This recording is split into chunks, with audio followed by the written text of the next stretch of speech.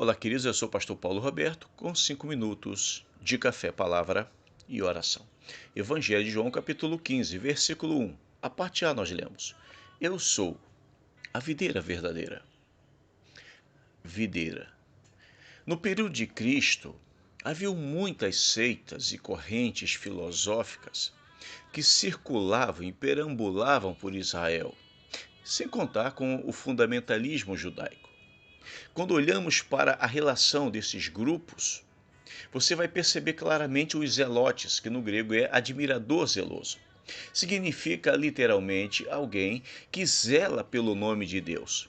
A sua origem prende-se ao movimento político judaico do século I, que incitou o povo da Judéia a rebelar-se contra o Império Romano e expulsar os romanos pela força das armas. O que levou à Primeira Guerra Judaico-Romana no ano de período de 66 a 70. Mas quando você olha agora, há um outro grupo que também circulava por Israel, que eram os saduceus.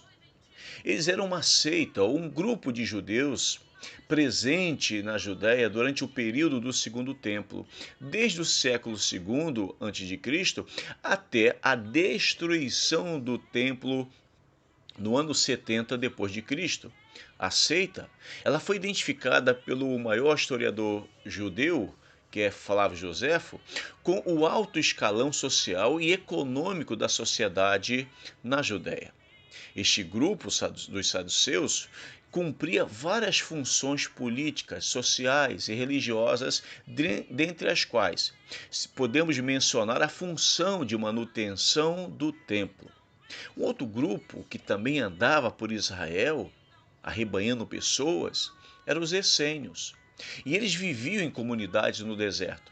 Eles constituíam um grupo asceta, apocalíptico, messiânico, do movimento judaico, do judaico antigo, e que foi fundado em meados do segundo século antes de Cristo e dizimados no ano 68, com a destruição de seus assentamentos nas cavernas de Cura.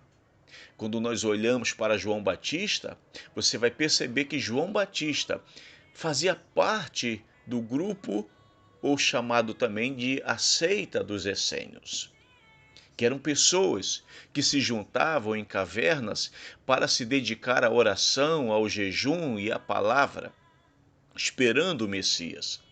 Mas um outro grupo também interessante eram os escribas, ou escrivão, e eles eram aqueles que, na antiguidade e também durante a Idade Média, dominava a escrita e a usava para redigir as leis da sua região, ou a mando também do governador ou as normas de uma determinada religião antes da invenção da imprensa móvel.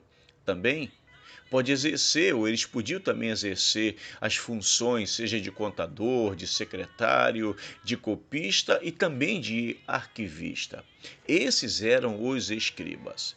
Queridos, tudo isto só servia muitas vezes para confundir ainda mais o povo que não sabia que direção tomar ou que direção eles davam à sua vida espiritual.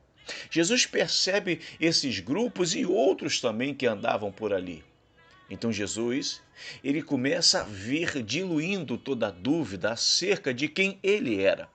Não apenas através, seja dos sinais e maravilhas no qual ele operava, de forma maravilhosa, curando, restaurando vidas, ressuscitando pessoas.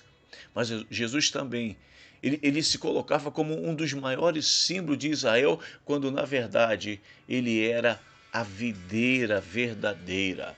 Por isso ele diz: Eu sou a videira. A videira era um dos maiores símbolos que Israel tinha, mas ele diz: Olha, eu sou a verdadeira.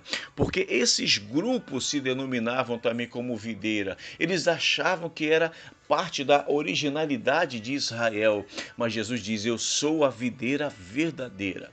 E mais do que isso, Jesus aparece aqui nos orientando como nós que servimos ao Senhor, que pertencemos ao reino de Deus e que também podemos fazer parte desta videira. Como fazer parte desta videira? Jesus ele orienta isto aos discípulos. Jesus ele passa isso para todas aquelas pessoas, aquela multidão que o acompanhava, mas Jesus permitiu que tudo isto ficasse impresso na sua palavra para que nós pudéssemos aprender.